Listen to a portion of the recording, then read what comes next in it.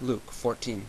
One Sabbath, when Jesus went to dine at the house of a ruler of the Pharisees, they were watching him carefully.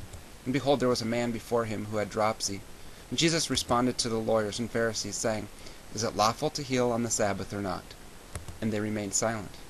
Then he took him and healed him and sent him away. And he said to them, Which of you, having a son or an ox that has fallen into a well on a Sabbath day, will not immediately pull him out? And they could not reply to these things. Now he told a parable to those who were invited, when he noticed how they chose the places of honor. And he said to them, When you are invited by someone to a wedding feast, do not sit down in a place of honor, lest someone more distinguished than you be invited by him. And he who invited you both will come and say to you, Give your place to this person. And then you will begin with shame to take the lowest place. But when you are invited, go and sit in the lowest place, so that when your host comes, he may say to you, Friend, move up higher. Then you will be honored in the presence of all who sit at table with you. For everyone who exalts himself will be humbled, and he who humbles himself will be exalted. Jesus said also to the man who had invited him, When you give a dinner or a banquet, do not invite your friends or your brothers or your relatives or rich neighbors, lest they also invite you in return, and you be repaid. But when you give a feast, invite the poor, the crippled, the lame, and the blind, and you will be blessed, because they cannot repay you, for you will be repaid at the resurrection of the just. When one of those who reclined at table with Jesus heard these things, he said to him, Blessed is everyone who will eat bread in the kingdom of God. But Jesus said to him, A man once gave a great banquet and invited many. And at the time for the banquet he sent his servant to say to those who had been invited, Come, for everything is now ready. But they all alike began to make excuses. The first said to him, I have bought a field, and I must go out and see it. Please have me excused. And another said, I have bought 5 yoke of oxen, and I go to examine them. Please have me excused. And another said, I have married a wife, and therefore I cannot come.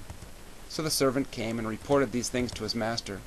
Then the master of the house became angry, and said to his servant, Go out quickly to the streets and lanes of the city, and bring in the poor, and crippled, and blind, and lame.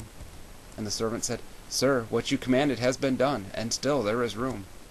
And the master said to the servant, Go out to the highways and hedges, and compel people to come in, that my house may be filled. For I tell you, none of those men who were invited shall taste my banquet. Now great crowds accompanied Jesus, and he turned and said to them, If anyone comes to me and does not hate his own father and mother and wife and children and brothers and sisters, yes, and even his own life, he cannot be my disciple. Whoever does not bear his own cross and come after me cannot be my disciple. For which of you, desiring to build a tower, does not first sit down and count the cost, whether he has enough to complete it? Or otherwise, when he has laid a foundation and is not able to finish, all who see it begin to mock him, saying, This man began to build and was not able to finish. Or what king, going out to encounter another king in war, will not sit down first and deliberate whether he is able with 10,000 to meet him who comes against him with 20,000? And if not, while the other is still yet a great way off, he sends a delegation and asks for terms of peace. So therefore, any one of you who does not renounce all that he has cannot be my disciple.